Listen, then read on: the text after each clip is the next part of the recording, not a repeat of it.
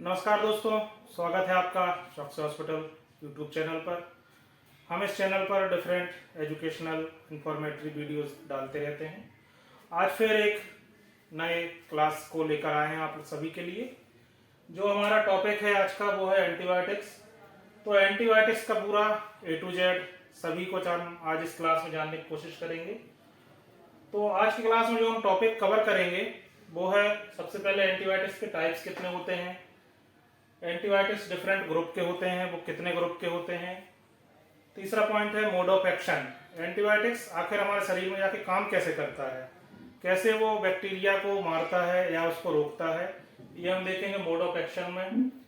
उसके बाद choice of antibiotics, मतलब हमें डिफरेंट ऑर्गन सिस्टम है, डिफरेंट डिसीज में क्या ड्रग ऑफ चॉइस या एंटीबायोटिक सिलेक्ट करना चाहिए, क्या कॉम्बिनेशन यूज करना चाहिए, ये हम देखेंगे चॉइस ऑफ एंटीबायोटिक्स में। इसके बाद प्रेगनेंसी सेफ्टी, कि हम प्रेग्नेंट वुमेन में क्या एंटीबायोटिक दे सकते हैं, क्या नहीं दे सकते हैं, उन सारी बातों को हम प्रेगनेंसी सेफ्टी में देखेंगे। इसके बाद जो लास्ट पॉइंट रहेगा कल्चर एंड सेंसिटिविटी, कि हम किसी भी बॉडी फ्लूइड को कल्चर करके उसके अकॉर्डिंग एंटीबायोटिक्स को कैसे सिलेक्ट करते हैं, क्या सिग्निफिकेंस है कल्चर टेस्ट का, ये सारे पॉइंट हम आज की इस क्लास में देखेंगे। तो चलिए बिना किसी देरी के अब बुलाते हैं अमित सर को और शुरू करते हैं आज की क्लास। अपने बॉडी में इन्फेक्शन का कैसे हो सकता है, तो पहले हो जाते हैं बैक्टीरिया, और क्या हो सकता है वायरस और फंगस और प्रोटोजोआ और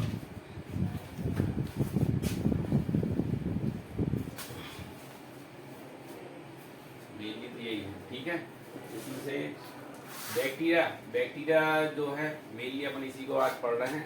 बैक्टीरिया को जो मारने हैं, बैक्टीरिया के लिए जो इन्फेक्शन है, बैक्टीरिया को इन्फेक्शन के लिए जो मारने वाली दवाई आती है उसके लिए उसी को बोलते हैं क्या, या तो एंटी बैक्टीरियल बोलो या फिर दूसरे शब्दों में एंटीबायोटिक्स।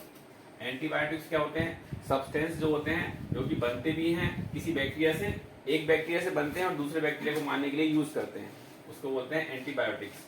वायरस को मारने के लिए जो दवाई दी जाती है उसको क्या बोलते हैं, एंटी वायरल। फंगस को एंटी फंगल, प्रोटोजोआ को एंटी प्रोटोजोआ। एंटीवायरल बाकी सब चीजों के बारे में अपन बाद में सुनेंगे, आज मेनली अपन एंटीबायोटिक्स देखते हैं।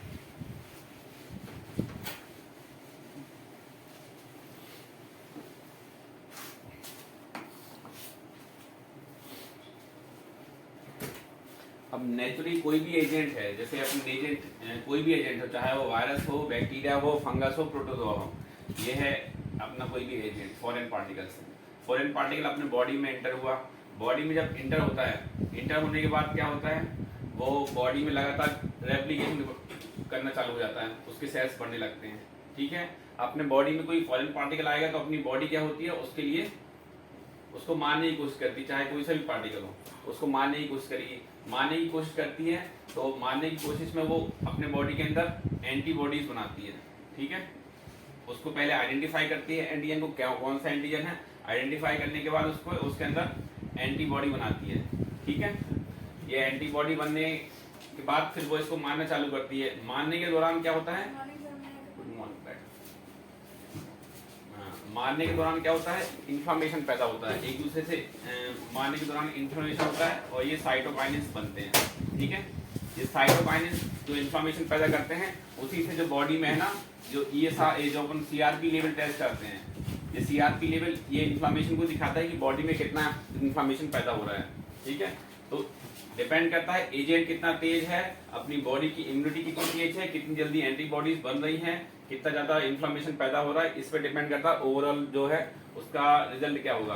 कई बार क्या होता है, एजेंट बहुत वीक होता है, वीक होने के कारण बॉडी की इम्यूनिटी इतनी अच्छी होती है कि वो तुरंत उसको मार देती है, कोई इन्फ्लामेशन पैदा ही नहीं होने देती है। कई बार क्या होता है, एजेंट बहुत तेज होता है, तो क्या होता है, जल्दी जल्दी रेप्लिकेशन कर रहा है, अपनी बॉडी को इन्फ्लामेशन, बॉडी की इम्यूनिटी ज्यादा अच्छी नहीं है, इसलिए वो एंटीबॉडीज भी बाद में बना पा रही है और इन्फ्लामेशन ज्यादा पैदा कर देती है। कई बार ऐसी कंडीशन आती है, इन्फ्लामेशन बहुत ज्यादा हो जाता है उसको बोलते हैं साइटोकाइनिन स्टॉर्म। ठीक है, ये साइटोकाइनिन स्टॉर्म ही है जिसके कारण से जो मैक्सिमम डेथ कोविड में सुनी थी ना, कोविड में जो मैक्सिमम डेथ होती है साइटोकाइनिन स्टॉर्म ही होता है, उसी से डेथ होती है। तो अपन जो स्टेरॉइड देते हैं, स्टेरॉइड जो देते हैं ये साइटोकाइनिन स्टॉर्म को ही रोकने के लिए देते हैं। तो इन्फ्लामेशन हो रहा है बॉडी में, उसको रोकने के लिए देते हैं। बस इन्फ्लामेशन होता क्या है, इन्फ्लामेशन रोकने के साथ साथ क्या होता है स्टेरॉइड से, ये थोड़ी सी जो इनकी जो एंटीबॉडीज बनने की जो बॉडी अपनी एंटीबॉडी बना रही है उसकी गति को भी कम कर देता है। इसलिए अपन को इसको मारने के लिए अलग से जो एंटीबॉडी अलग से जो दवाइयां हैं वो एक्स्ट्रा देनी पड़ती है स्टेरॉइड के साथ साथ। ठीक है, इन्फ्लामेशन को तो वो कम करेगा ही। ठीक है, तो हर किसी को अलग अलग रिस्पॉन्स आता है, हर किसी की इम्यूनिटी अलग अलग होती है। जिसकी इम्यूनिटी अच्छी होती है वो इस जो फॉरेन पार्टिकल आया है उसको जल्दी से मार देता है बिना कोई इन्फ्लामेशन पैदा करे। जिसकी इम्यूनिटी अच्छी नहीं रहती है उसके लिए क्या होता है, बॉडी में इन्फ्लामेशन बहुत ज्यादा हो जाएगा। इन्फ्लामेशन ज्यादा होते होते ये सारा बढ़ता जाएगा और इन्फेक्शन बढ़ता जाएगा, इसका रेप्लिकेशन भी बढ़ता जाएगा। ये एक बेसिक है, कोई से भी, चाहे वो वायरस हो, चाहे वो बैक्टीरिया हो, चाहे वो फंगस हो, चाहे प्रोटोजोआ हो। तो ये जो फॉरेन पार्टिकल आया है, ये फॉरेन पार्टिकल के अंदर जो एंटीजन है, इसके लिए टेस्ट कौन सा करते हैं अपन, एक होता है एंटीजन टेस्ट और एक होता है एंटीबॉडी टेस्ट। तो एंटीजन टेस्ट ये फॉरेन पार्टिकल्स में जो एक एंटीजन होता है उसका किया जाता है, और एंटीबॉडी जो अपने बॉडी बनाती है उसका टेस्ट किया जाता है। कोई भी जब अपने टेस्ट देखोगे, डेंगू में तुम लोगों ने देखा है ना, कौन सा टेस्ट होता है, NS1 एंटीजन होता है और दूसरी एंटीबॉडी होती है। एंटीबॉडी टेस्ट कब करते हैं, यूजली 3 से 4 दिन के बाद ही पॉजिटिव आता है, क्योंकि जब अपनी बॉडी बना लेती है। ठीक, तो ये एक बेसिक हो गया, कोई सा भी अगर फॉरेन पार्टिकल अपने बॉडी के अंदर जा रहा है उसके लिए। अब मेन एंटीबायोटिक्स में आते हैं। एंटीबायोटिक्स क्या होते हैं, जो भी बैक्टीरिया को किल कर देते हैं, किल नहीं करने बोलेंगे, बैक्टीरिया की रेप्लिकेशन को रोक देते हैं। एंटीबायोटिक अलग अलग तरीके के होते हैं, कुछ होते हैं जो कि बैक्टीरिया को मार देते हैं, कुछ होते हैं जो बैक्टीरिया का रेप्लिकेशन रोक देते हैं, उसकी गति को रोक देते हैं। अब ये हो गया एक बैक्टीरिया। बैक्टीरिया के सबसे ऊपर सबसे बाहरी लेयर में क्या होती है, सेल वॉल। ये सेल वॉल हो गई उसकी। फिर उसके अंदर एक होती है सेल मेम्ब्रेन। ठीक है, इसके बाद ये अंदर इसका न्यूक्लियस हो गया, इसमें क्या होगा, डीएनए और आरएनए। फिर एक प्रोटीन बनता है, प्रोटीन सिंथेसिस है। बॉडी का जो जितने भी इसके अंदर खाना पीने का काम है उसको होता है प्रोटीन सिंथेसिस। ये होता है न्यूक्लिक एसिड, ये हो गया सेल मेम्ब्रेन और ये हो गया सेल वॉल। यही 4 चीजें हैं जो सबसे मेन है। यहाँ पे एंटीबायोटिक्स अटैक करते हैं। कौन सी एंटीबायोटिक्स है, सब एंटीबायोटिक्स अलग अलग जगह अटैक करते हैं, वो अपन देख लेते हैं। सबसे पहले आते हैं सेल वॉल। सेल वॉल जो है सबसे मेन एरिया होता है जो कि इसको प्रोटेक्शन करता है। अगर ये अपन ने डैमेज कर दिया तो मर जाएगा बैक्टीरिया। सेल वॉल को मारने वाली एजेंट कौन कौन से होते हैं, सबसे पहले आते हैं पेनिसिलिन ग्रुप, इसके बाद सेफेलोस्पोरिन ग्रुप। पेनिसिलिन ग्रुप में अपन ने कौन कौन सी दवाई यूज करते हैं अपने यहाँ, एम्पिसिलिन, एमॉक्सिसिलिन, अमॉक्सिक्लेव, यही 3 में। सेफेलोस्पोरिन ग्रुप की कौन सी दवाई है, ceftriaxone, ceftriaxone plus टैजोबैक्टम।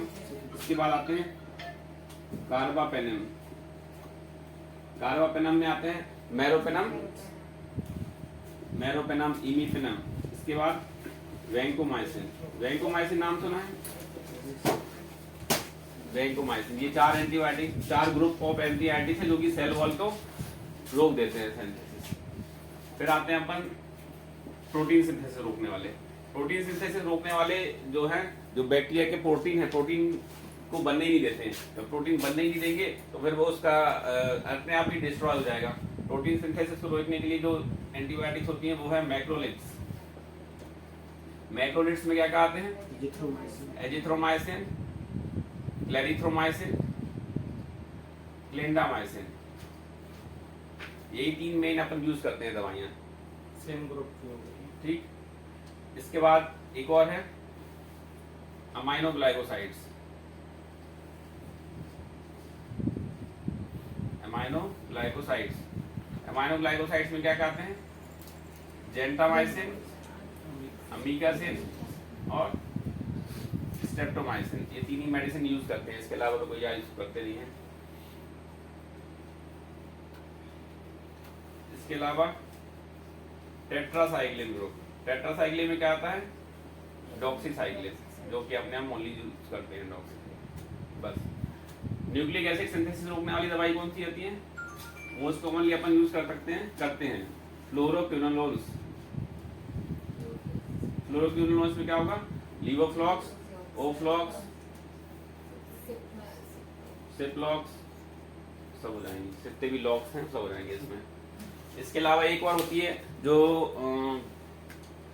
Folic acid synthesis रोक देती है दवाई, उसको अलग से ही लिया है, कोट्राइमेक्सोजोल, ट्राइमेक्सोजोल, कोट्राइमेक्स, ट्राइमेथोप्रिम सल्फोमेथासोल।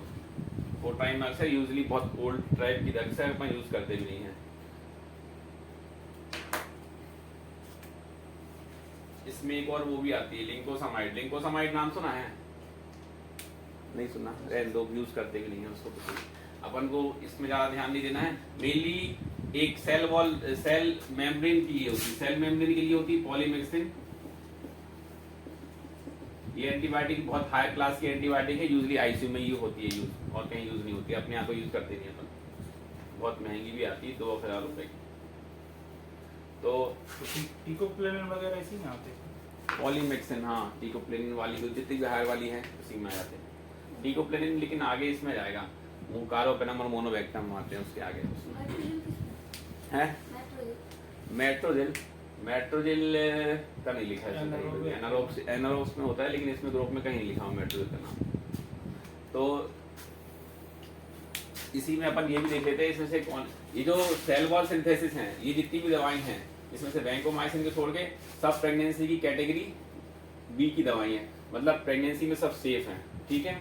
मैक्रोलिड्स जो है, मैक्रोलिड्स कैटेगरी बी की दवाई है, प्रेगनेंसी में सब सेफ हैं। अमाइनोग्लाइकोसाइड कैटेगरी डी की दवाई है, प्रेगनेंसी में बिल्कुल नहीं दे सकते, ठीक है। अमाइनोग्लाइकोसाइड, टेट्रासाइक्लिन, सब कैटेगरी, प्रेगनेंसी की कैटेगरी पता है ना सबको? कैटेगरी पता है किसी को? बताओ कैटेगरी का। Category A B C pregnancy, category पता है? नहीं पता? बता रुक्मणी। कैटेगरी ए जो है प्रेगनेंसी की, वो टोटली सेफ इन प्रेगनेंसी है, ठीक है।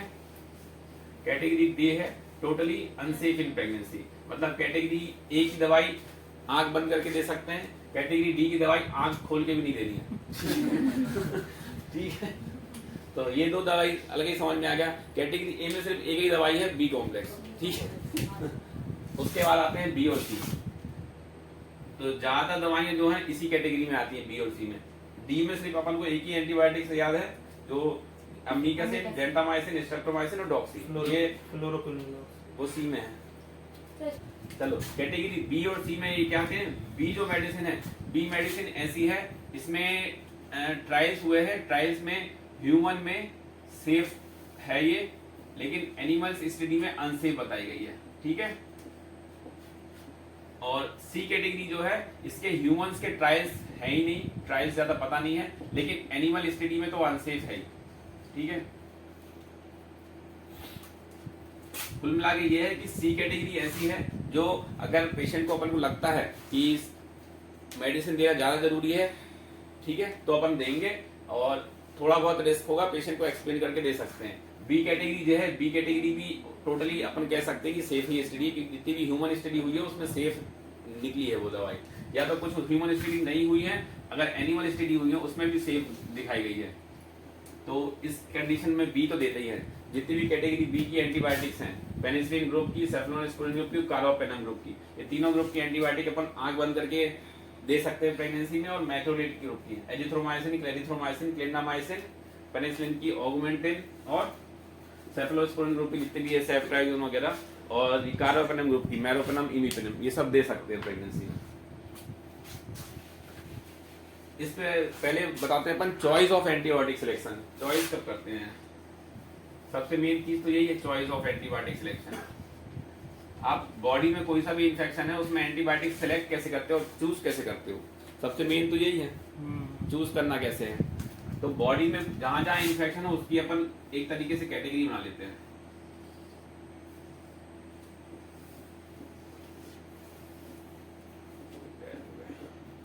अब आ गया होगा इसमें इंटेस्टाइनल ट्रैक्ट,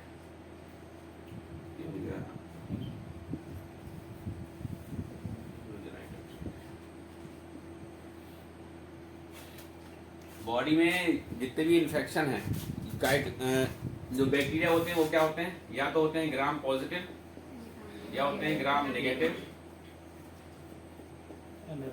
या होते हैं एनारोबिक्स। इसके अलावा अलग से एक होते हैं कैटेगरी अदर्स और या फिर रिकेट्सियल इन्फेक्शन, जैसे स्क्रब टाइफस अपने यहाँ बहुत कॉमन है ना।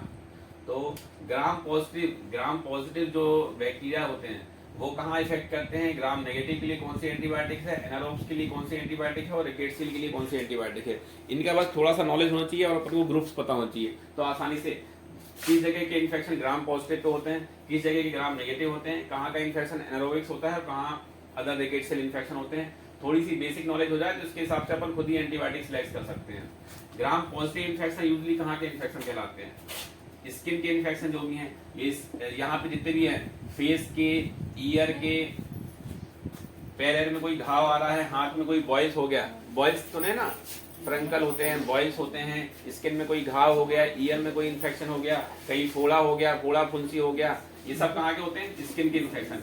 स्किन के इन्फेक्शन 90% तक ग्राम पॉजिटिव बैक्टीरिया से होते हैं। ठीक है, ग्राम पॉजिटिव में कौन कौन सी दवाई इफेक्टिव होती है? पहला होता है पेनिसिलिन ग्रुप,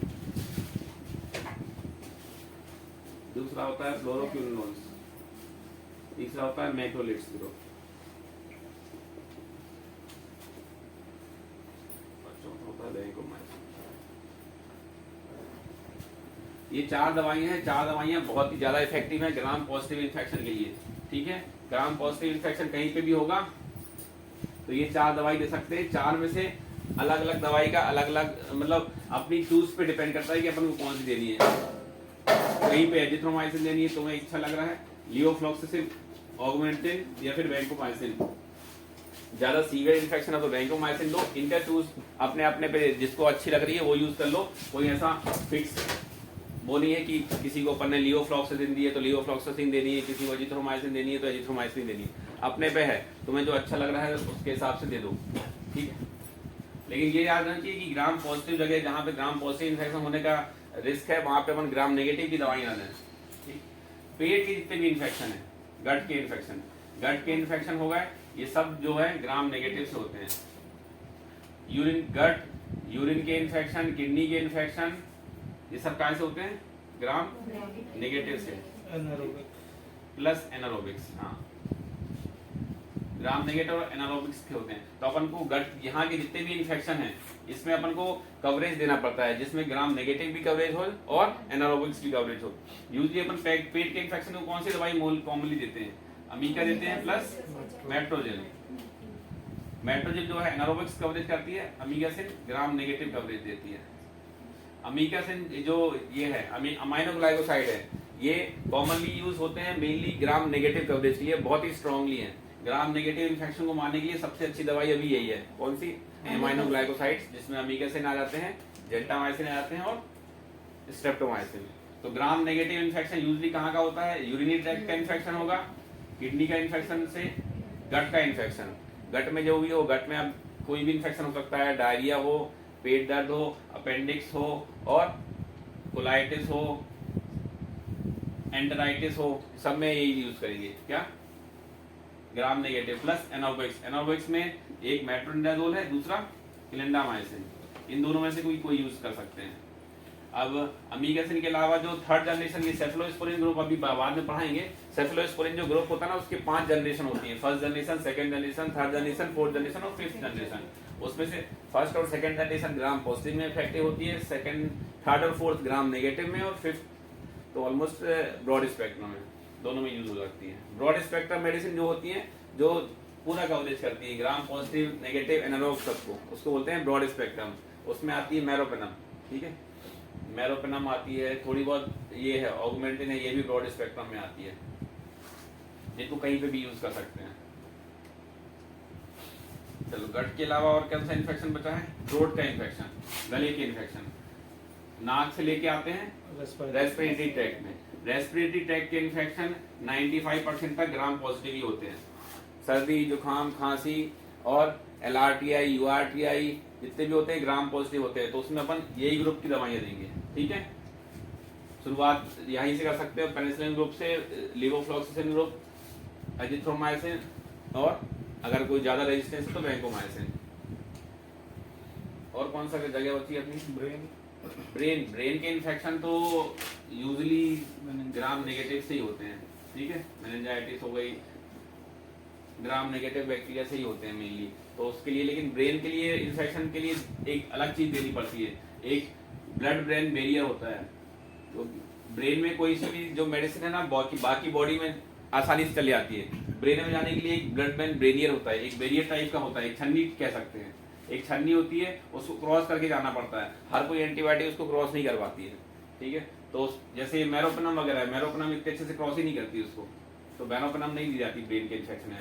ब्रेन के इन्फेक्शन में दे दी जाती है सेफ्ट्राइजोन, मेट्रोजिल, वैंकोमाइसिन। यूजली ब्रेन के इन्फेक्शन में अपन यही 3 मेडिसिन यूज करते हैं, सेफ्ट्राइजोन, मेट्रोजिल और वैंकोमाइसिन। ये ब्लड ब्रेन बैरियर को आसानी से क्रॉस कर लेती हैं, परमेबिलिटी अच्छी है। बाकी ये मेरोपेनम वगैरह है, ये क्रॉस ही नहीं करती हैं, तो इसलिए नहीं देते हैं। इसलिए मेनिंजाइटिस में नहीं देते सर मेरोपेनम इतने अच्छे से ये देते हैं, सेफ्ट्राइजोन और वैंकोमाइसिन। मेनिंजाइटिस के पेशेंट अपने ज्यादा देखे नहीं, ज्यादा आते नहीं, अपन आते भी तो रेफर ही कर देते हैं उनको, ज्यादा दिमाग नहीं लगाते। सही बात तो वहां पे गए थे। रिकेट सेल इन्फेक्शन को पता ही है, रिकेट सेल इन्फेक्शन के लिए अनकॉमन ड्रग्स होती हैं, कौन कौन सी? डॉक्सीसाइक्लिन, टेट्रासाइक्लिन ग्रुप की हैं, और एजिथ्रोमाइसिन। ये रिकेट सेल के अलावा जितने भी अटिपिकल है, जिसमें अननोन है, अननोन बहुत सारे होते हैं, जो कि रिकेट सेल बहुत सारा, एक बहुत बड़ा ग्रुप है, जो कि जिसके टेस्ट अवेलेबल ही नहीं है। एक तो अपने पास स्क्रब टाइफस का अवेलेबल है, बाकी अवेलेबल ही नहीं है। तो फीवर ऑफ अननोन ओरिजिन के लिए ये दवाई बेस्ट होती है, एजिथ्रोमाइसिन और डॉक्सी। जिसको फीवर आ रहा है बहुत समय से, नहीं उतर रहा है, पता ही नहीं चल रहा है अपन को, तो उसके लिए टेस्ट नहीं कर सकते, उसमें देते हैं अपन ये आगे डॉक्सी और एजिथ्रो। एंटीबायोटिक्स पे आते हैं। एंटीबायोटिक्स चूज, मेन तो ये choose of selection of antibiotics ही है, कौन सी एंटीबायोटिक चूज कैसे करना है, सब अपने अपने दिमाग से यूज कर, कॉम्बिनेशन क्या बनाना है, कॉम्बिनेशन कैसा बनाना है। कोई भी एंटीबायोटिक्स का ग्रुप है, अगर एक एंटीबायोटिक्स की ग्रुप की दवाई आपने दे दी है, तो अगर आपको कोई दवाई नई इफेक्ट हो रही है, जैसे अपन ने कोई को सेफ्ट्राइजोन दी है, सेफ्ट्राइजोन देने के बाद अगर नई इफेक्ट आ रहा है, अगर आपको दवाई एड ऑन करनी है, तो आप 2 चीजें कर सकते हो, या तो इससे हायर ग्रुप की एंटीबायोटिक इसी सेम ग्रुप की दे दो, ठीक है। बीटा लैक्टम है, बीटा लैक्टमेज में है ना सेफ्ट्राइजोन, अगर बीटा लैक्टम ये इफेक्टिव नहीं आ रही, पेशेंट को अभी भी इन्फेक्शन है, तो इसके हायर ग्रुप की कौन सी हो जाएंगी? मेरोपेनम ग्रुप की जाएगी, या फिर पिप्रासिलिन टैजोबैक्टम, ये दे सकते हो। या फिर इसके अलावा दूसरी एड ऑन कर सकते हो। एड ऑन में क्या करोगे, या तो आप दूसरा ग्रुप लाओ कोई सा भी पेशेंट के सिलेक्शन पे, या तो आप अमाइनोग्लाइकोसाइड दे दो, अमीगेसिन ऐड कर दो, या फिर अदर ग्रुप मैक्रोलिड ऐड कर दो, एजिथ्रोमाइसिन ऐड कर दो, या फिर फ्लोरोक्विनोलोन, लिवोफ्लॉक्सासिन ऐड कर दो। कभी भी आप 2 चीजें एक ही सेम ग्रुप की एक जैसी ऐड नहीं करोगे। किसी को सेफ्ट्राइजोन भी चल रहा है, किसी को पेप्रासिलिन भी, टैजोबैक्टम भी चल रहा है, ये कभी नहीं हो सकता। ये एक ही ग्रुप की 2 दवाइयां उसको एक साथ चल रही हो, ये भी नहीं हो सकता। सेफ्ट्राइजोन और अमोक्सिक्लेव, ये 2 दवाइयां एक साथ चल रही हो, तो ये पूरा रॉन्ग कॉम्बिनेशन हो जाएगा। आपको दवाई देनी है, या तो एक ही ग्रुप की हायर से हायर एंटीबायोटिक दे सकते हो, उसको करो, या फिर उसको एड ऑन करके दूसरे ग्रुप की दवाइयां दो, ठीक है। क्योंकि अगर कोई बैक्टीरिया है, वो अगर सेल वॉल को मारने से नहीं मर रहा है, तो फिर अपन को कोई दूसरी चीज होगी जो मारने देनी पड़ेगी, या तो सेल वॉल मारने वाली थोड़ी तेज दवाई देनी पड़ेगी। कभी भी आप ये थोड़ी दोगे कि सेफ्ट्राइजोन भी दे दिया और साथ में पिप्रासिलिन टैजोबैक्टम भी दे दिया। ये कॉमनली कई जगह होता है, क्योंकि बेसिक नॉलेज ही नहीं रहता ना लोगों को। एक काम नहीं कर रहा तो दूसरा भी नहीं करेगा, इसका बेसिक नॉलेज बहुत जरूरी है। कई जगह देखा होगा तुमने, एक ही दवाइयां हैं, एक ही ग्रुप की 2 दवाइयां चलती रहती हैं, लेकिन बेसिक नॉलेज ही नहीं रहता इसका। चलो आते हैं अपन ट्राई पे। पहली ग्रुप कौन सा है? Penicillin group. पेनिसिलिन ग्रुप जो एंटीबायोटिक्स हैं, इसमें कौन कौन सी एंटीबायोटिक आती हैं जो अपन अपने यहाँ यूज करते हैं, वही अपन देख रहे हैं। एम्पिसिलिन यूज करते हैं, और अमोक्सिसिलिन, और पिप्रासिलिन। इसमें अगर ऐड कर देते हैं अपन क्लेवुलेनिक एसिड, उसकी इफेक्टिविटी बढ़ाने के लिए पिप्रासिलिन में ऐड कर देते हैं टैजोबैक्टम। और तो कुछ यूज करते नहीं अपन, बस इतनी दवाई यूज करते हैं ना, और कोई सी करते हैं? बस इतने ही करते हैं, और कोई सी यूज करते हैं।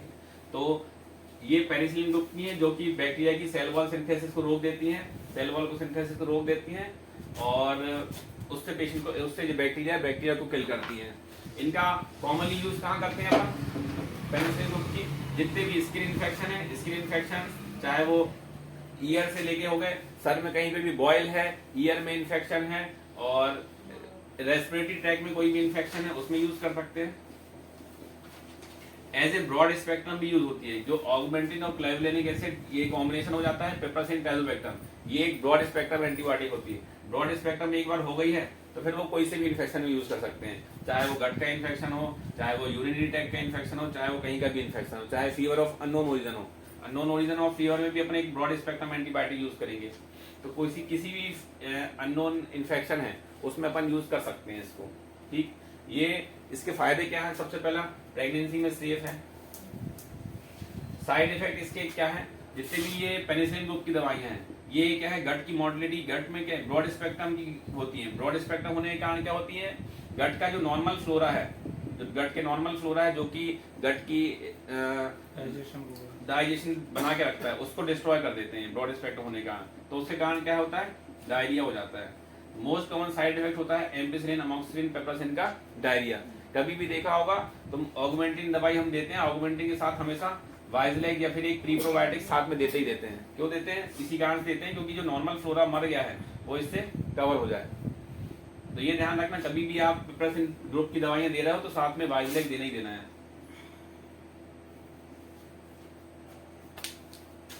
इसमें से एम्पिसिलिन सबसे लोअर क्लास की दवाई है। एम्पिसिलिन का साइड इफेक्ट क्या होता है? Loose motion.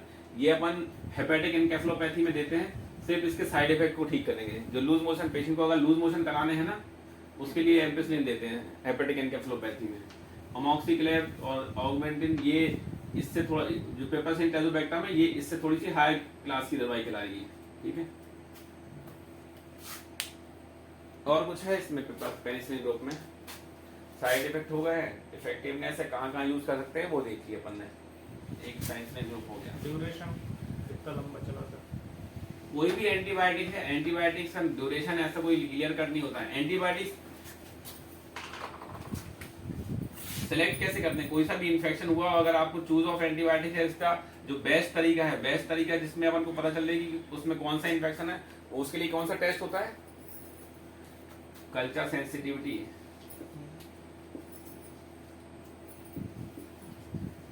Culture sensitivity test सुना है नाम? क्या होता है कल्चर सेंसिटिविटी टेस्ट? क्या होता है? ग्रोथ करते हैं, जो एंटीबायोटिक्स रहती हैं कहीं का है, ब्लड कल्चर की बात नहीं कर रहे हैं। कल्चर सेंसिटिविटी एक है कि आपने जहाँ पे भी इन्फेक्शन है, चाहे वो बॉयल हो गया हो, चाहे वो कहीं का पस हो गया हो, चाहे वो कोई सा फ्लूइड हो गया हो, चाहे वो रेस्पिरेटरी का सिक्रीशंस हो गया हो, चाहे वो ब्लड हो, चाहे यूरिन हो, कहीं का भी कोई भी एक पर्टिकुलरली अपन ने अमाउंट ले लिया, अपन ने चाहे वो सैंपल ले लिया, चाहे वो यूरिन का सैंपल हो, चाहे ब्लड का सैंपल हो, चाहे पस का सैंपल हो, चाहे वो थ्रोट का सैंपल हो, कहीं पे भी आपको इन्फेक्शन दिख रहा है, आपने उसका एक स्वैब में सैंपल लिया। ठीक है, उसमें स्वैब में सैंपल लेने के बाद क्या किया, उसको एक कल्चर मीडिया होता है, कल्चर मीडिया में वहां पे रख दिया। उसमें जो भी ग्रोथ होगी उसमें कल्चर मीडिया से ग्रोथ हो जाएगी। बहुत सारे टाइप के कल्चर मीडिया होते हैं, अलग अलग कल्चर मीडिया में ग्रोथ की जाती है उसमें। अगर वो एनारोबिक कल्चर मीडिया है, कल्चर मीडिया भी अलग अलग टाइप के होते हैं। जो ग्राम पॉजिटिव बैक्टीरिया है वो अलग ग्रोथ करते हैं, ग्राम नेगेटिव अलग ग्रोथ करते हैं, एनारोबिक्स अलग ग्रोथ करते हैं। उनको 2-3 कल्चर मीडिया है वहां पे डाल दिया जाता है ग्रोथ करने के लिए। 2 दिन के बाद देखा जाता है कि कौन सी ग्रोथ हुई है, कौन सी ग्रोथ नहीं हुई है। 2 दिन के बाद देखा जाता है कि कौन सी ग्रोथ हुई है, तो उसके बाद अपन को 3 दिन के बाद अपन को ये समझ में जाता है कि ग्रोथ किस चीज की हो रही है। ठीक है, इसलिए उसमें लिखा जाता है कल्चर में इतने सेल्स आए हैं, इतनी ग्रोथ हुई है। ठीक है, अब ये ग्रोथ होने के बाद एक बार ग्रोथ पता चल गई किस चीज की ग्रोथ हुई है, उसके बाद अपन डिफरेंट एंटीबायोटिक्स का अपने पास वो है, सब एंटीबायोटिक्स को क्रॉस कर लेते हैं। जैसे ये कल्चर मीडिया हो गया, ये पूरे में ग्रोथ है। ठीक है, इसने अलग अलग एरिया है, अलग अलग एरिया में अपन ने अलग अलग एंटीबायोटिक डाल दी। ठीक है, उसके हिसाब से वो कौन सी एंटीबायोटिक कितनी मार रहा है उसको, वो इसमें डिफेक्ट उसमें दिख जाता है। ठीक है, कौन सा जल्दी मार रहा है, कौन सा तेज मार रहा है, उसके लिए MIC वैल्यू होती है, मिनिमम इनहिबिटरी कंसंट्रेशन, मतलब कितनी मिनिमम से मिनिमम मेडिसिन है जो यूज करने पे वो बैक्टीरिया मर जाता है। किसी भी तुम कल्चर सेंसिटिविटी की ग्रोथ देखना, कल्चर सेंसिटिविटी की रिपोर्ट देखना, उसमें एक MIC वैल्यू सबसे लास्ट में लिखी रहती है। मिनिमम इनहिबिटरी कंसंट्रेशन, ठीक है। MIC वैल्यू जितनी कम से कम होगी उतना ही अच्छा वो बैक्टीरिया मारेगा उसको। कभी भी देखना, अभी रिपोर्ट तुम लोग देखी नहीं होगी, कल्चर सेंसिटिव की रिपोर्ट देखते हो तो समझ में कुछ आता नहीं होगा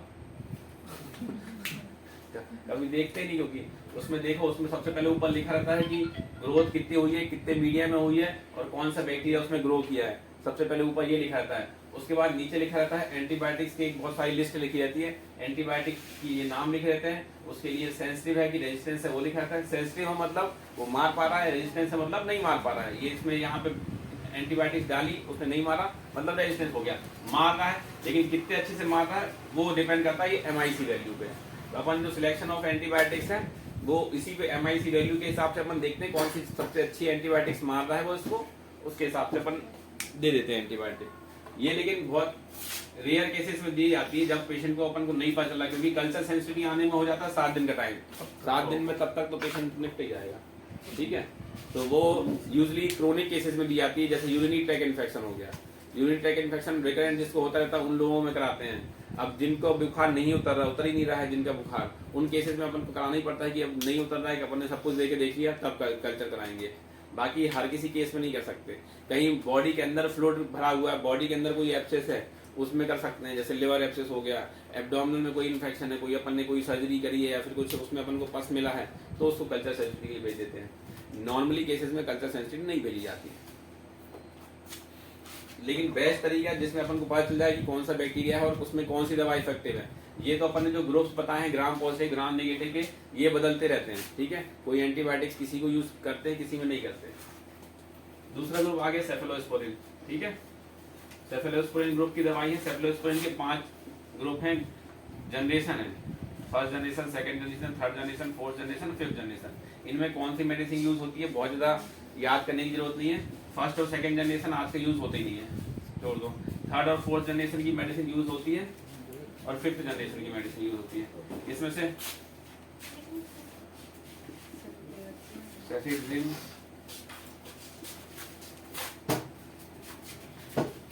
सेफाज़ोलिन, सेफ्टाज़िलिन,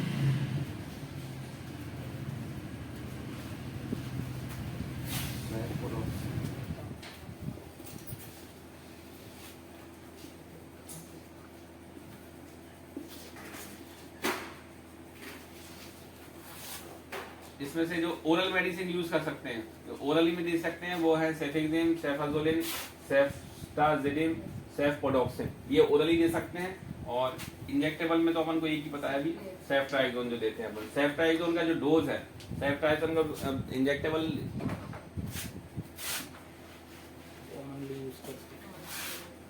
मेनली अपन यही यूज करते हैं सेफ्ट्राइजोन, इसलिए इसके बारे में अपन को ज्यादा पता होना चाहिए। सेफ्ट्राइजोन का नॉर्मली डोज कितना होता है? 1 ग्राम BD, ठीक है। अच्छा ये वन भूल गए, जितने भी बीटा लैक्टम ग्रुप हैं, बीटा लैक्टम ग्रुप बताए थे हमने, कहाँ से चालू होते हैं beta lactam? Penicillin, cephalosporin, monobactam. ये बहुत ही एलर्जिक रिएक्शन करते हैं, ठीक है। सीवियर एलर्जिक रिएक्शन होता है खासकर पेनिसिलिन ग्रुप से। पेनिसिलिन ग्रुप से पेशेंट को सीवियर एलर्जी और इवन डेथ भी हो सकती है। इसलिए हमने कहा कि पेनिसिलिन ग्रुप की जितनी भी दवाई होती है, खासकर जो कि दी जाती है IV, उनको हमेशा sensitivity test AST sensitivity test के बाद यूज कर सकते हैं। सेफ्ट्राइजोन और ये सेफेलोस्पोरिन और मेरोपेनम, इन लोगों को अपन 100 ml NS में देते हैं और वो भी स्टार्टिंग हमेशा स्लोली करनी चाहिए। स्टार्टिंग हमेशा स्लोली करनी है, उसकी कोई रिएक्शन तो नहीं हो रही वो देखने के लिए। डायरेक्टली देने से कई बार डेथ रिपोर्टेड है इसमें, इसलिए डायरेक्टली इसको अपन नहीं देते। सेफ्ट्राइजोन और मेरोपेनम ग्रुप देने में किसी को नई रिएक्शन होती है, लेकिन 1000 में से एक को तो रिएक्शन होती है, 1000 में से एक जरूरी किसी ना किसी को होती है ना। बाकी पेनिसिलिन ग्रुप की दवाई तो कभी देनी नहीं है इतना सेंसिटिविटी की। सेफ्ट्राइजोन का नॉर्मल डोज है, एडल्ट डोज जो होता है 1 ग्राम BD है। ये सिर्फ लोअर इन्फेक्शन में होता है। अगर पेशेंट को एंटेरिक फीवर है जिसमें 320 अगर उसकी सेंसिटिविटी आ रही है और पेशेंट को परसिस्टेंट हाई ग्रेड फीवर है तो इसका डोज चेंज हो जाएगा। डोज चेंज हो जाता है 2 ग्राम BD। मेनिंजाइटिस है, मेनिंजाइटिस में भी इसका डोज है 2 ग्राम BD।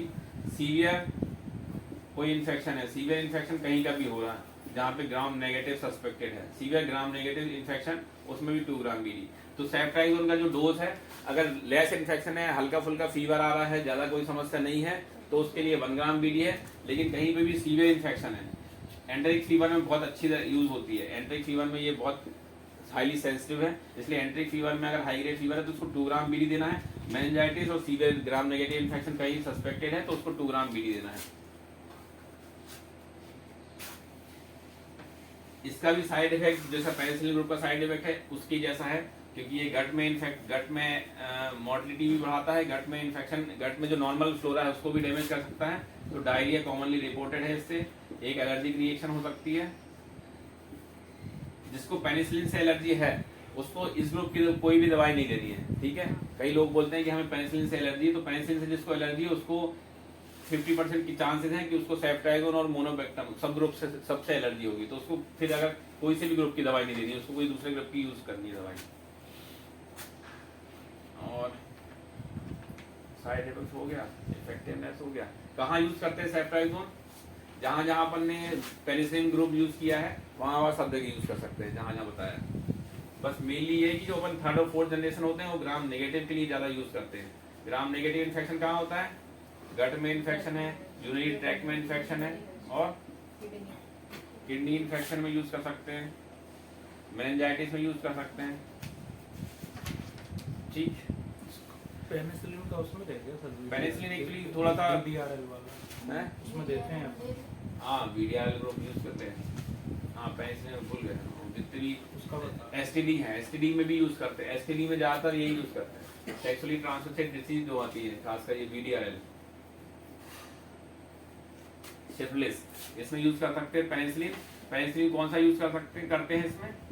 Benzathine penicillin, benzathine penicillin 1.2 ग्राम IM वीकली इनटू 3 डोज। और AST पेनिसिलिन दिया है किसी ने इंजेक्शन ना? हाँ, सबने दिया है, देते हैं इसको, बहुत मुश्किल रहता है देना, है? गाढ़ा रहता है वो तो निकलता ही नहीं है, निकलता ही बड़ी मुश्किल से है वो। कहाँ से? फिर आते हैं अपन मोनोबेक्टम में। मोनोबेक्टम में क्या आते हैं? इमिपेनिम, पेनम और मैरोपेनम। मैरोपेनम और इमिपेनिम अभी तक की ये सबसे अच्छी दवाई है, ब्रॉड स्पेक्ट्रम मेडिसिन है। अच्छा, अभी जो दिया था हमने, जो पेनिसिलिन और सेफलोस्पोरिन ग्रुप थी, वो दोनों ग्रुप ऐसे थे जो कि लिवर और किडनी सेफ थे। चाहे लिवर में इन्फेक्शन हो चाहे किडनी में इन्फेक्शन हो, दोनों फुल डोज में दे सकते थे। अब जो दवाई बता रहा है उसमें लिवर और किडनी में ये सेफ नहीं रहते हैं, ठीक है। ये पहला तो ब्रॉड स्पेक्ट्रम एंटीबायोटिक है, चाहे ग्राम पॉजिटिव हो, चाहे नेगेटिव हो, चाहे एनारोबिक्स हो, सब में इफेक्टिव होती है, ठीक। तो आसानी से सब जगह यूज कर सकते हैं। इसका कॉमनली कहाँ यूज करते हैं मैरोपेनम को? सीवियर इन्फेक्शन कहीं पे भी सस्पेक्टेड हो, पहला। दूसरा, मेनली ये ग्राम नेगेटिव के लिए होती है, इसलिए गट इन्फेक्शन में बहुत इफेक्टिव है। पायरेसिया ऑफ अननोन ओरिजिन में देते हैं, फीवर आ रहा है, ठीक नहीं हो रहा, और यूरिनरी इन्फेक्शन में देते हैं।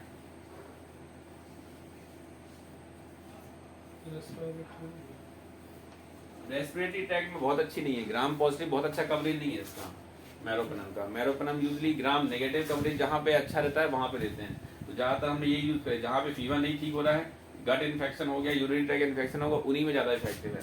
अगर रेस्पिरेटरी में तो होगा तो अगर वैंकोमाइसिन यूज करेंगे अपन, हायर देनी है तो। साइड इफेक्ट ब्रॉड स्पेक्ट्रम है, ब्रॉड स्पेक्ट्रम है तो क्या होगा साइड इफेक्ट इसका? पहला तो एलर्जिक रिएक्शन कराएगी, और दूसरा गट मोटिलिटी खराब कर देगी, तो डायरिया हो सकता है, तो उसके लिए अपन को प्री प्रोबायोटिक्स देनी पड़ेगी साथ में। और साइड इफेक्ट क्या है इसके?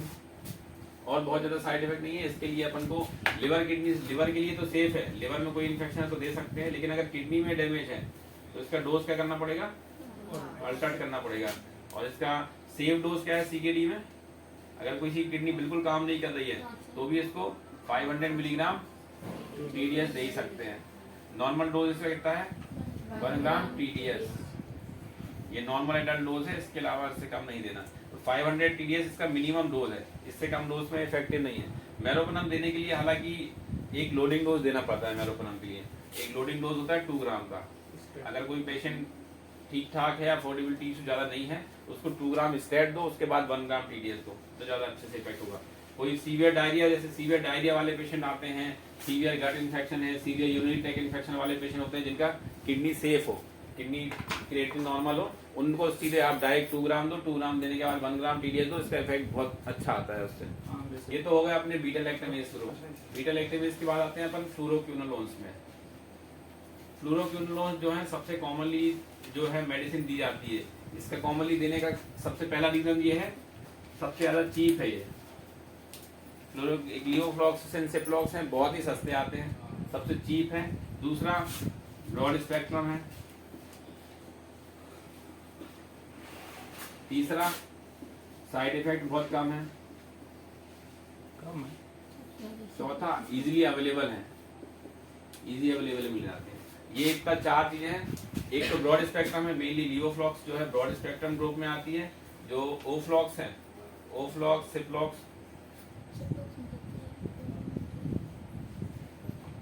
ये मेनली जो है ग्राम नेगेटिव इन्फेक्शन के लिए दी जाती है, ठीक है। लियोफ्लॉक्स ब्रॉड स्पेक्ट्रम हो जाती है। ब्रॉड स्पेक्ट्रम में भी ग्राम पॉजिटिव में ज्यादा कवरेज करती है, ना कि नेगेटिव से ज्यादा पॉजिटिव में कवरेज ज्यादा देती है।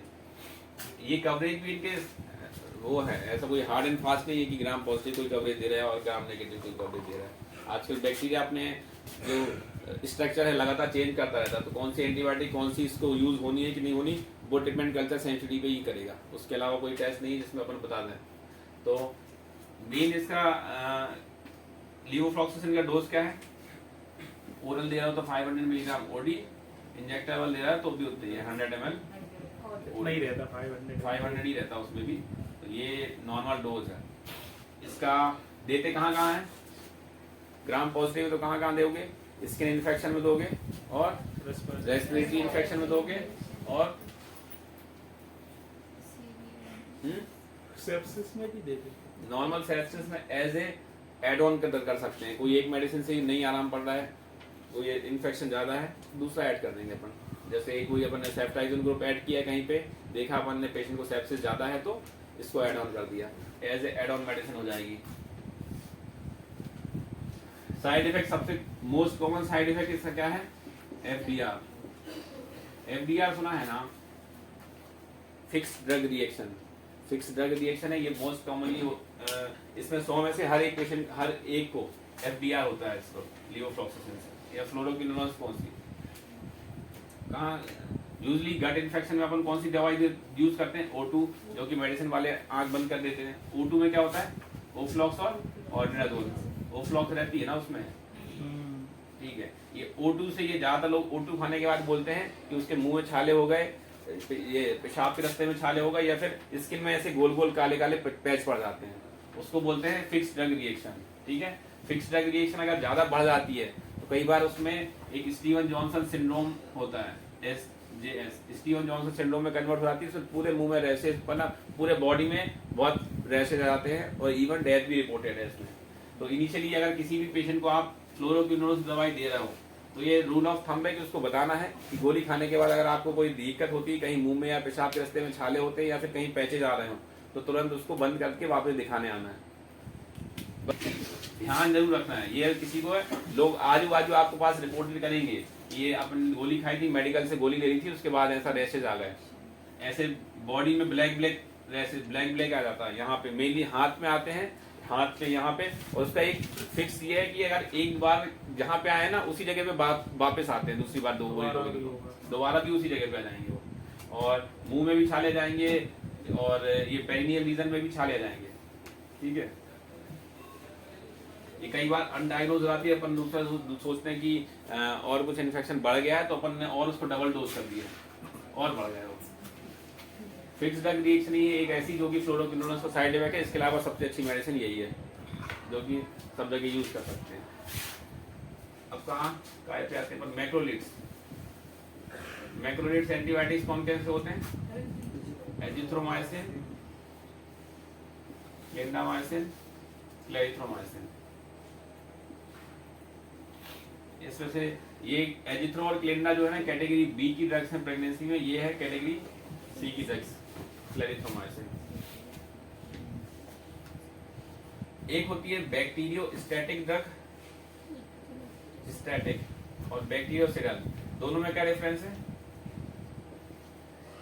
बताओ रुकोनी? बैक्टीरियोस्टैटिक और बैक्टीरियोसिडल में क्या डिफरेंस है? स्टैटिक रहती है वो ग्रोथ को रोकती है और सेडल किल करती है। हाँ, तो जो मैक्रोलेट्स एंटीबायोटिक होती हैं वो स्टैटिक होती हैं। स्टैटिक दवाई हमेशा बहुत अच्छी नहीं होती है, ठीक है। स्टैटिक मतलब सिर्फ वो ग्रोथ को रोक रही है, सिडल मतलब वो मार ही रही है। इसलिए अपन ज्यादातर यूज जो भी मेडिसिन यूज करते हैं बैक्टीरियोसिडल है। तो अभी तक जितनी भी अपन ने बताई थी बैक्टीरियोसिडल थी। ये है मैक्रोलेट्स और एक टेट्रासाइक्लिन ग्रुप की डॉक्सीसाइक्लिन। ये क्या होती है? बैक्टीरियोस्टैटिक है। जो अपन डॉक्सीसाइक्लिन यूज करते हैं वो भी बैक्टीरियोस्टैटिक है, सिडल नहीं है। और मैक्रोलेट भी अपन यूज करते हैं एजिथ्रोक्लिंडा और क्लेथो, ये बैक्टीरियोस्टैटिक है। मतलब ये क्या है, बैक्टीरिया की प्रोटीन सिंथेसिस रोक देते हैं। प्रोटीन सिंथेसिस रोकने का बैक्टीरिया की ग्रोथ रुक जाती है, लेकिन वो मरता नहीं है, ठीक। तो ज्यादातर आप यूज करो एंटीबायोटिक्स वो जो कि बैक्टीरियोसिडल हो। स्क्रब टाइपस में इसलिए लंबा देना पड़ता है। अब दोनों दोनों स्टैटिक हैं, हाँ। इसलिए तो तो 15 दिन यूज का का कोर्स लंबा है। बैक्टीरियोस्टैटिक दवाई जो भी यूज करोगे वो थोड़ी सी लंबाई यूज करनी पड़ेगी। ये क्या है, मेनली ग्राम पॉजिटिव और थोड़ा बहुत एनारोबिक कवरेज करते हैं। ग्राम पॉजिटिव के लिए बहुत अच्छी मेडिसिन है, ग्राम पॉजिटिव बैक्टीरिया के लिए बहुत हाईली इफेक्टिव है। इसलिए एजिथ्रोमाइसिन और कॉमनली यूज करते हैं कहाँ पे? अपर रेस्पिरेटरी इन्फेक्शन में, यूआरआई में बहुत कॉमनली आंख बंद के। अब अपर रेस्पिरेटरी इन्फेक्शन की अपन ने 2-3 दवाई दे दी, आप लोग को कौन सी यूज करनी है सबका अपना अपना पसंद है। इसमें कोई ऐसा फिक्स नहीं कि हाँ, एक जन यूज ये करता है तो हम भी यही करें, ठीक है। अपने हिसाब से कोई भी यूज कर सकता है और सब इफेक्टिव बराबर ही है। चाहे तुम लियोफ्लॉक्सासिन यूज करो चाहे एजिथ्रोमाइसिन यूज करो, दोनों का इफेक्ट बराबर ही रहेगा। ऐसा नहीं है कि अपन कोई एक ही देख के यूज कर रहे हैं। एंटीबायोटिक्स भी जो अपने यहाँ जैसे हॉस्पिटल में सेफ्ट्राइजोन चलती है, अगर सेफ्ट्राइजोन की जगह ऑगमेंटिन, कई जगह ऑगमेंटिन चलती है, तो वो दोनों का लगभग एक ही इफेक्ट है, अपनी अपनी पे है जो जिसको जो पसंद आ जाए, ठीक है। कोई ऐसा फिक्स हार्ड एंड फिक्स नहीं है कि अपन को यही यूज करनी है या हमारे यही चलता है। ऑगमेंटिन का डोज टीडीएस रहेगा। ऑगमेंटिन का डोज टीडीएस है, थोड़ी सी सेफ्ट्राइजोन से महंगी है और इफेक्टिवनेस लगभग बराबर ही है, इसलिए अपन कोई सी भी यूज कर। क्लेरिथ्रोमाइसिन थोड़ी सी और एड ऑन है एजिथ्रोमाइसिन से, ठीक है। एजिथ्रोमाइसिन जहाँ पे लग रहा है कि अपन को सीवियर यूआरटीआई है, उसमें क्लेरिथ्रोमाइसिन यूज करते हैं। क्लेरिथ्रोमाइसिन का डोज 250 मिलीग्राम बीडी है। इसका डोज पता ही है एजिथ्रोमाइसिन का 500 मिलीग्राम ओडी, ठीक है। क्लेरिथ्रोमाइसिन, ग्लिंडामाइसिन यूजुअली एनारोबिक्स के लिए होती है। उसका डोज ये होता है या तो 300 मिलीग्राम टीडीएस दो या फिर 600 मिलीग्राम बीडी दो। ओरल भी यूज होती है, इंजेक्टेबल भी यूज होती है। इसका कोई साइड इफेक्ट नहीं है। साइड इफेक्ट सिर्फ एक ही रहेगा, गैस्ट्राइटिस। गैस्ट्राइटिस बहुत कॉमन साइड इफेक्ट है। एजिथ्रोमाइसिन खाने के बाद भी, क्लेरिथ्रोमाइसिन खाने के बाद भी लोग सीवियर गैस्ट्राइटिस की कंप्लेंट कर सकते हैं। तो एजिथ्रोमाइसिन के साथ अगर आप दे रहे हो तो जो पेंटाप्रोजोल है या राबाप्रोजोल बीडी में दे दो, तो ये कंप्लेंट नहीं करेंगे। मोबिलिटी बढ़ाता है। दूसरा एक है कि जो एजिथ्रोमाइसिन है ये लोग गट की नॉर्मल मोटिलिटी है इसको बढ़ा देते हैं, इसलिए एजिथ्रोमाइसिन खाने के बाद लूज मोशन होते हैं। और वो लूज मोशन अगर होंगे तो कैसे ठीक होंगे? एंटी मोटिलिटी ड्रग देने से या फिर एजिथ्रोमाइसिन बंद करने से। समझ में है? या तो आप एजिथ्रोमाइसिन दे रहे हो, उसके कारण अगर किसी को दस्त लग गए तो आपको एजिथ्रोमाइसिन बंद ही करनी पड़ेगी, नहीं तो आपके पास और कोई चारा नहीं है। क्योंकि प्री प्रोबायोटिक्स यूज उसमें करते हैं काय के डायरिया में, जिसमें ब्रॉड स्पेक्ट्रम मेडिसिन यूज कर सकते हैं। जैसे अमोक्सिक्लेव है, उससे डायरिया हो गया तो अपन ने प्री प्रोबायोटिक दे दी। इससे अगर डायरिया हो गया तो आपको देनी पड़ेगी एंटी मोटिलिटी एजेंट लोपेरामाइड, ठीक है। अब लोपेरामाइड दोगे तो हो सकता है रुक ही जाए मोशन, इसलिए आप इससे अच्छा ये कि एजिथ्रोमाइसिन बंद ही कर दो, ठीक। एजिथ्रोमाइसिन अगर एजिथ्रोमाइसिन से डायरिया हो रहा है तो उसको बंद ही करना पड़ेगा। गैस्ट्राइटिस सीवियर होती है, इसलिए आप एजिथ्रोमाइसिन के साथ अगर राबाप्रोजोल दे रहे हो तो उसको बीडी में दो बस। और कोई बहुत ज्यादा साइड इफेक्ट इसका है नहीं। प्रेगनेंसी में सेफ है, ये बता दिया हमने। बी कैटेगरी की, क्लेरिथ्रोमाइसिन सी कैटेगरी में।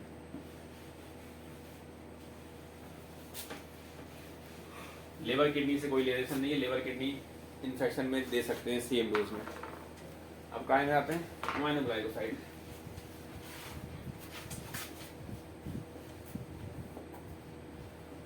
अमाइनोग्लाइकोसाइड में आएंगे अपन अमीगेसिन और जेंटामाइसिन, स्ट्रेप्टोमाइसिन। आज तो मेरे शॉर्ट में लिखने की आदत हो गई। इसके लिए सबसे जो इसके फायदे क्या हैं, एडवांटेज क्या है? एडवांटेज इसका सबसे अच्छा है कि ग्राम नेगेटिव बैक्टीरिया को मारने में सबसे इफेक्टिव है। ठीक है, सबसे ज्यादा इफेक्टिव है, सबसे अच्छी है अगर ग्राम नेगेटिव बैक्टीरिया को मारना हो तो। दूसरा, ग्राम नेगेटिव के अलावा एक और है स्टेफ ऑरियस। स्टेफ ऑरियस जो ग्राम पॉजिटिव होता है, लेकिन इसमें भी एक अच्छा रोल देती है स्टेफ ऑरियस को मारने के लिए। अब ग्राम नेगेटिव इन्फेक्शन कहाँ कहाँ होते हैं? मेनली यूटीआई, गट इन्फेक्शन, स्किन इन्फेक्शन तो यूजली ग्राम पॉजिटिव और एनालॉग्स होते हैं, इसलिए उसमें बहुत ज्यादा अच्छी नहीं है, लेकिन अपन को एग्जैक्टली नहीं पता। लेकिन स्किन इन्फेक्शन में स्टेफ ऑरियस से जरूर होता है। ये ग्राम नेगेटिव के अलावा स्टेफ ऑरियस से भी यूज होता है, इसलिए अपन जो है स्किन के इन्फेक्शन में अमीगेसिन देते हैं सिर्फ स्टेफ ऑरियस को मारने के लिए। ठीक है, स्टेफ ऑरियस पता है ग्राम पॉजिटिव बैक्टीरिया है, कोकाई है। ये मेनली ग्राम नेगेटिव के अलावा सिर्फ स्टेफ ऑरियस जो है ग्राम पॉजिटिव में इफेक्टिव है। इसका सबसे मेन साइड इफेक्ट क्या है? ये मुंह से देने में, मुंह से आप जैसी दोगे तो गैस्ट्रिक में ही मर जाती है, तो इसलिए ओरल मेडिसिन है ही नहीं अवेलेबल इसकी। अमाइनोग्लाइकोसाइड सब इंजेक्टेबल ही है, ओरल है ही नहीं। जितने बाकी अभी तक अपन ने इतने भी ग्रुप देखे ना, सब क्या है? ओरल भी अवेलेबल है। ये ओरल अवेलेबल ही नहीं है। इसको आपने अगर इंजेक्टेबल दिया है तो घर जाते समय इसको कुछ नहीं दे सकते, जब तक भर्ती है तभी तक दे सकते हो उसको। घर में भी जाना पड़ेगा तो घर जाते में भी इंजेक्टेबल भी डिस्चार्ज करना पड़ेगा उसको। ओरल है ही नहीं इसकी अवेलेबिलिटी, क्योंकि जैसे आप मुंह से लेते हो, मुंह से ही वो डिजोल्व हो जाती है, गैस्ट्रिक में ही मर जाती है, तो अंदर जाती नहीं होगी। और साइड इफेक्ट इसमें अमीगेसिन है। अमीगेसिन किडनी सेफ नहीं है। अगर रीनल टॉक्सिसिटी थोड़ी सी भी है तो अपन नहीं देना है, ये खुद ही रीनल टॉक्सिसिटी कर जाता है। इसलिए अमीगेसिन किसी को भी दे रहा है, वो लगातार चल रहा है, तो हर सेकेंड डे आपको केएफटी रिपीट कराना है, हर सेकेंड डे। ठीक, ये रूल ऑफ थंब है अमीगेसिन के साथ। स्ट्रेप्टोमाइसिन, ये जेंटामाइसिन में भी ऐसे ही, ये भी किडनी सेफ नहीं है। अगर आप किसी को दे रहे हो तो हर सेकेंड डे आपको यूरिक एसिड कराना है। स्ट्रेप्टोमाइसिन ऑटोटॉक्सिसिटी कराता है, ईयर में इंजरी आ रहा था, वो भी बहुत लॉन्ग टर्म यूज में। ऐसा कोई लगातार नहीं है कि उसको आप 1-2 डोज दे दो तो उसमें यूज करा लें। ज्यादातर यूज करते नहीं है स्ट्रेप्टोमाइसिन। एक तो आईवी भी नहीं दे सकते, स्ट्रेप्टोमाइसिन आईएम देते हैं। अमीका और जेंटा तो आईवी दे सकते हैं। ठीक है, यहाँ पे आ गए टेट्रासाइक्लिन ग्रुप। टेट्रासाइक्लिन ग्रुप में क्या आते हैं? मेनली डॉक्सीसाइक्लिन जो अपने यहाँ यूज होती है, डॉक्सीसाइक्लिन। इनका यूज टेट्रासाइक्लिन ग्रुप का आजकल नहीं होता है नॉर्मली। इसके लिए सिर्फ तभी यूज होता है एक पायरेक्सिया ऑफ अननोन ओरिजिन में, या फिर कल्चर प्रूफ। कोई अगर किसी में कल्चर में आया है कि वो डॉक्सीसाइक्लिन के सेंसिटिव है तो आप यूज कर सकते हो। फीवर किसी का नहीं उतारा है तो यूज कर सकते हो, या फिर स्क्रब टाइफस में यूज कर सकते हो, जो कि अपने यहाँ बहुत कॉमनली हो रहा है। 3 जगह यूज हो सकता है डॉक्सीसाइक्लिन का। इसके अलावा क्या होता है? एसटीडी में यूज होता है, सेक्सुअली ट्रांसमिटेड डिसीज है, पेरिनियल इन्फेक्शन है, पेनिस से रिलेटेड कोई अल्सर है, उसमें यूज होता है। 4 जगह यूज हो सकता है डॉक्सीसाइक्लिन का। जहाँ पे फीवर ठीक नहीं हो रहा उसमें, अगर किसी का कल्चर में आपको कल्चर में उसको सेंसिटिविटी आई है कि डॉक्सीसाइक्लिन के लिए सेंसिटिव है, स्क्रब टाइफस में, या फिर कोई भी एसटीडी हुआ है, एसटीडी में भी बहुत अच्छा रोल है डॉक्सीसाइक्लिन का।